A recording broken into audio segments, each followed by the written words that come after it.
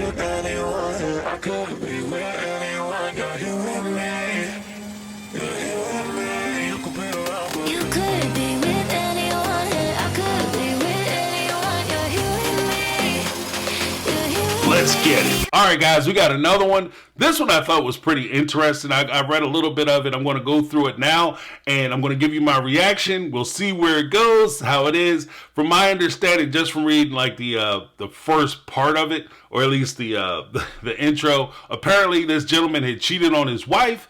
Then they probably reconciled, and then 4 years after he got caught cheating, she decides that she's going to leave. He probably came home, bags packed, house was empty. You know, you pull into your driveway, whole house dark. What the hell? I thought she would be home by now.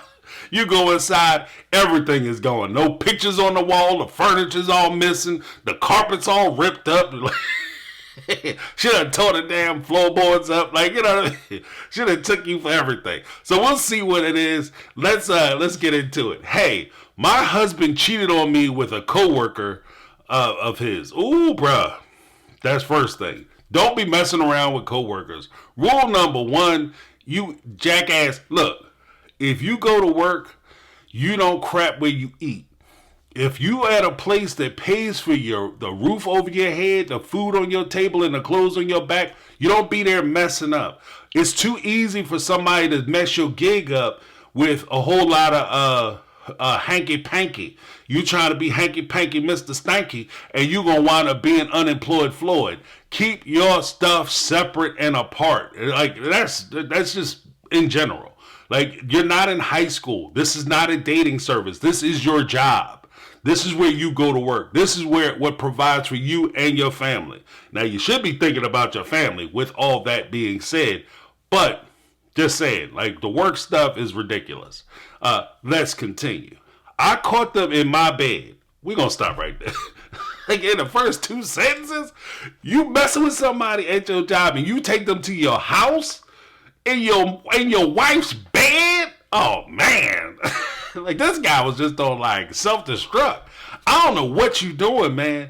I don't know what are you tired? What are you tired of just being around, tired of living? I'm going to just bring my work colleague back to the house. What could go wrong? I don't know. Even if you thought your wife was out of town, or you thought she wouldn't be home for hours, or she's at work, or whatever the case may be, you have neighbors. Jackass juice sipping from the crevasse of idiots. You're definitely getting caught. Well, there's so many things that go wrong with that. It's so dumb. You are not the best cheater. And if you're not good at something, don't do it. Like, this is ridiculous. This is ridiculous. Forget honor, pride, integrity. Like, just don't, like, if you're going to be wrong doing something, be good at being wrong. Don't just do it to be doing it. What is going on? He begged and cried and told me that it was nothing. Damn. Third sentence, let's stop right there. He begged and cried and told me it was nothing. Stop saying that shit. Stop saying that. Stop telling people getting caught cheating and telling your spouse, your husband, or your wife that it meant nothing. It meant everything. The problem is you threw everything away for nothing. That's what you're saying. I threw my life, my marriage, my wife, my kids away for no reason at all. Something that wasn't important to me. She didn't mean nothing. She don't mean nothing to me. Then why did you sacrifice your whole life for that person? She obviously meant something. She meant something to you. Just take ownership.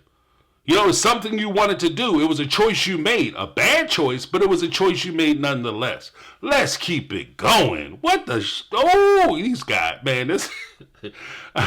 I was so in love with him, and I didn't even understand what this was happening... Oh, wait, what?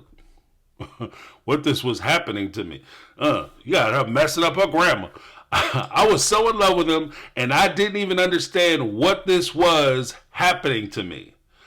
I thought he loved me. I thought he was happy with me. If you have gone through something like this, then you would understand how worthless I felt. And here's kind of the tricky part about it. Sis, what I would say to you and anybody who's been in a situation like this, you have to understand The person cheating on you has nothing to do with you in 90% of the cases. It has nothing to do with you. He's not cheating on you because you won't sleep with him enough or you won't do the kink thing that he like, his little special twist. He's not cheating on you because you're not pretty enough, slim enough, fit enough, funny enough, cool enough, cute enough, whatever the case may be. He's cheating on you because he wants to cheat on you. He wants something different. He wants a little bit of strange. There's most cases there's nothing you could do. Let's be honest. When you look at Jay-Z and Beyonce, Jay-Z cheated on Beyonce, people. Are you serious?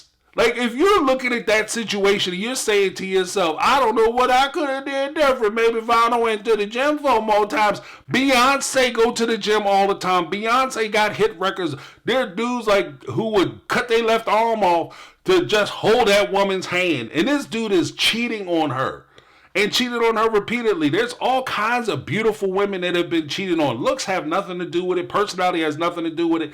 Attitude and things you doing, the freak kink things you doing in the bedroom. He's cheating on you because he wants something different. In some cases, the only thing you could do to change, to prevent that person from cheating, is if somehow you found some sacred pool or pond of water that you submerge yourself, you come out a different person. That's the only way you're going to be able to stop him from cheating on you. But even then, he's kind of cheating on you because you're a different person at that point.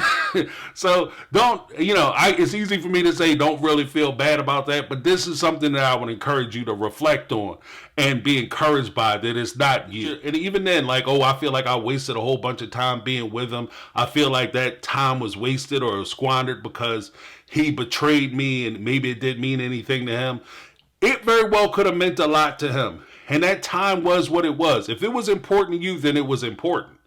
And you hold on to that important time period. The one thing I will say, and the one caveat I will use is, don't look to the past and say that's who that person is today. Because who you were yesterday, in some cases, is not even close to the person that you are today.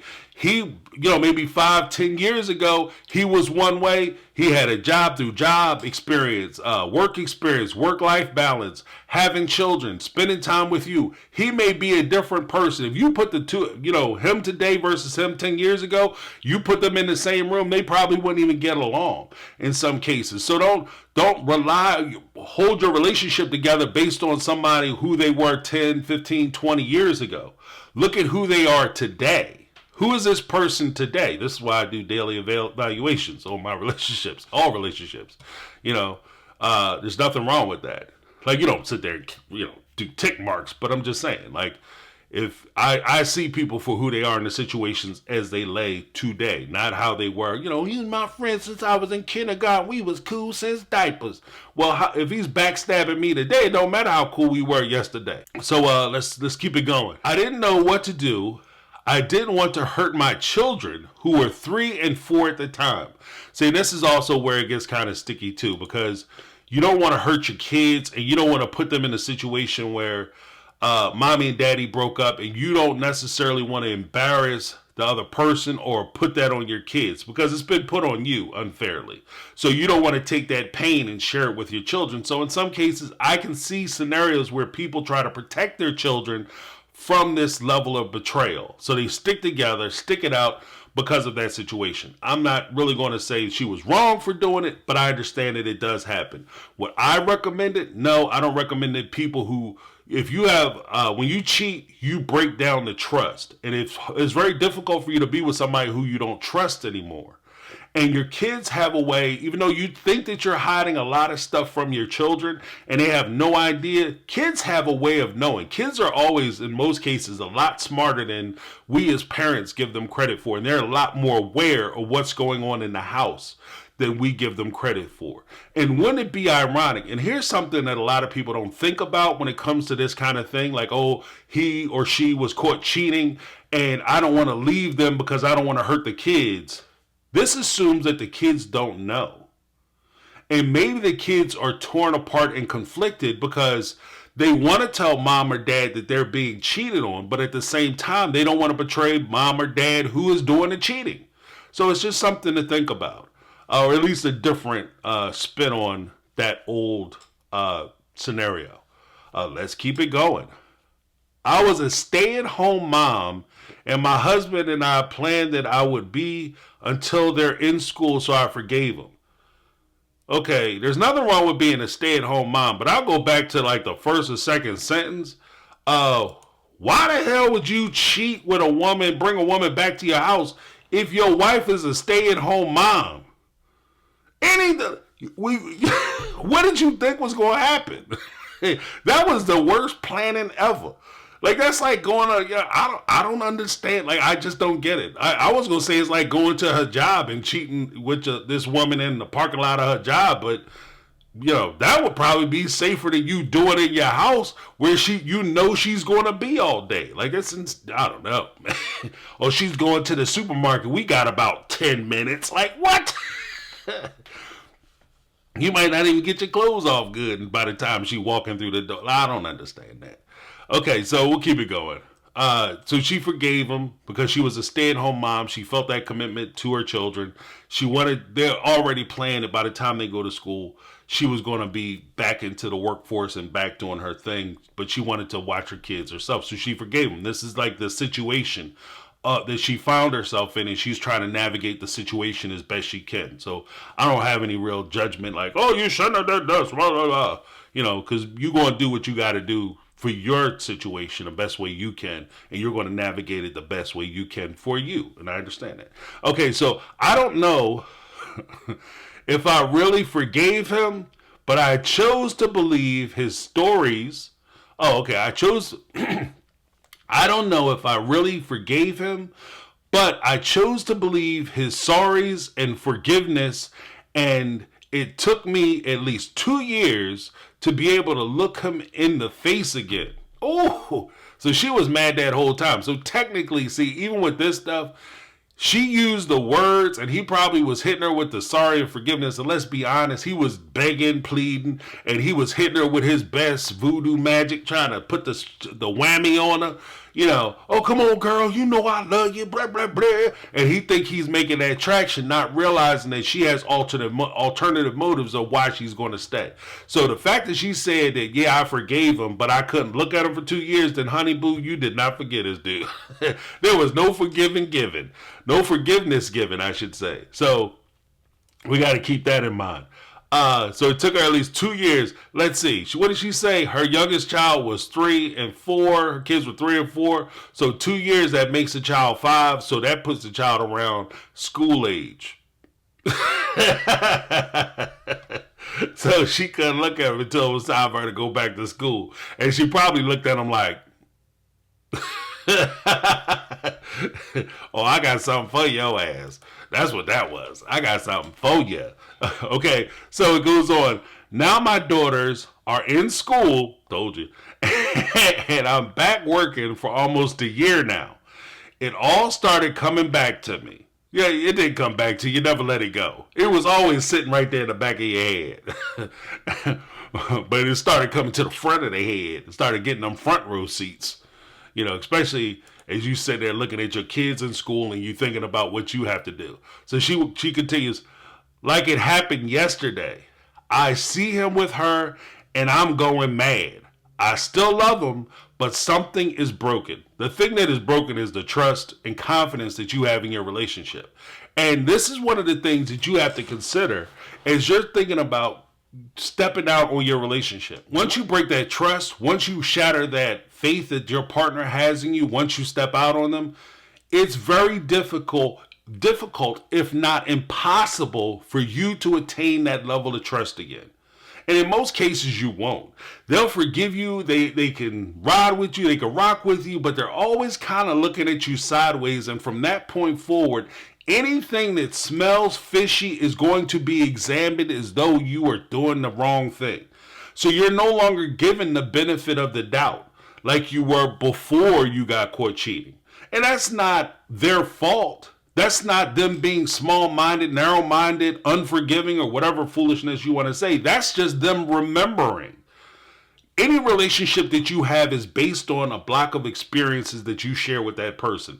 That's what the relationship is. And the experience that she has with her husband, she trusted her husband, she had faith in her husband, she believed in her husband, and her husband took all that away because of a decision. You know, for somebody who didn't mean anything to him. She ain't mean nothing. She ain't mean nothing. So you gave all that away for nothing. And now she's thinking about it. And this is also one of the things. When you get caught cheating, there's a difference between picking up his phone and going through his cell phone and finding some messages and maybe some pictures or something of him sitting there, you know. Funds out, guns out, you know what I mean? Suns out, guns out. Bow! You know, that's a little different, intimate messages, as opposed to her walking in, getting a full shot, and that's burned into her retinas and her memory as something that she can always tap into. And this is one of those things, like, even like I said before, it was like the time release experience where she decided 4 years later the marriage blew up. This is also a time release thing, because she could literally, you know, forgive you and move on and everything will be fine. And then one day something will happen. She'll hear a song, she'll smell something, or she'll just remember something, and that image will shoot back into the front of her head, and she'll fully remember, and she'll relive that day at that moment. 4 years, 5 years, 10 years, 20 years later. So this is one of the things that you have to consider before you step out. She says, I feel like I should never have waited, but better late than never. We know why you waited, to get them kids in school so you could get yourself settled, so when you pack your bags, you have your career together. I got you, sis. But it's okay. It's okay. We gonna we gonna pretend like we don't know what you did. All right. I want a divorce. I can provide for myself now, and our children can live between my husband and I. So she's already got it in her mind. And this, fellas, this is where it's at. Like, you think that you got over, but you don't realize that she's back there doing a Mephisto, making little plans behind your back. Like, oh, I got it, dog. I just sat there and cried a little bit. And she's back there writing out her checks, doing budgets on how she gonna get an apartment and be able to provide for herself, and what lawyers. She's meeting with lawyers and stuff. Oh, baby, where you going? I'm going to the store. She going to the lawyer store. She going to the law store. All right. My husband and I, my husband is very shocked now. Oh, I can't believe it. Almost as shocked as she was when she came in there and caught you in the full throes of the stroke, the long stroke. She was shocked too, so you'd be shocked together. He swears that he never did anything since, and that he never hurt me again. I haven't done anything since you caught me last time. It doesn't matter, because she caught you last time. This is what I'm saying. Like, there's that weird part of it that, like, you said you forgave me. But she's entitled to change her mind. Just because you might even full on reconcile your situation, that doesn't mean that she's forgotten. She might have forgiven you, but that doesn't mean she's forgotten. And sometimes that memory is too much for her to bear. And even after, 4 years, 5 years, or 10 years, she may say, you know what? It's just too much. I tried to get past it and I can't get past it. And there's also a point too that can be said about people when they forgive you for cheating or betrayal. When they say that they get past it, they may never get past it. We get over it. It's done. It's finished. That may always be something that they carry with them. And that's something that you have to think about when you are the cheater, the person in the wrong, and you're talking about reconciling this relationship. They may never get over it. They may never get past it. And this may be something that they always will hold against you. And it could create a bad situation where you guys are, creates a very tumultuous type of relationship or adversarial relationship between you and the person that you're in a relationship with. So that's something to be considered as well. Our families are confused too. What are your families confused about? Our families are confused too. When it all happened, they were all on my side, telling me how strong I was. A good mother. But I'm still good and strong. My children are still my first priority, and I feel that I can't be broken because I'm so very broken. I feel that I can't be broken because I'm so very broken. What example am I setting? There's a couple things. First of all, your family, they may not understand because maybe they've never been in a situation like this. Or maybe because they took it from the perspective of, oh, he cheated, but you forgave him. See, you're a good woman. You're putting the family first. Here's the thing. If you don't feel good in that situation, you don't feel good, or a member of that family, you don't feel like the partnership is working, you don't feel like you're a functional member of your marriage, then your marriage is broken. You're not necessarily broken. The relationship is broken because the trust is broken because of the betrayal. There's also a point where you say, what example am I setting? The example you're setting is, if you are in a situation that you can't abide, then you have to make the best choice for yourself, irregardless of what other people think. That's the example you're setting.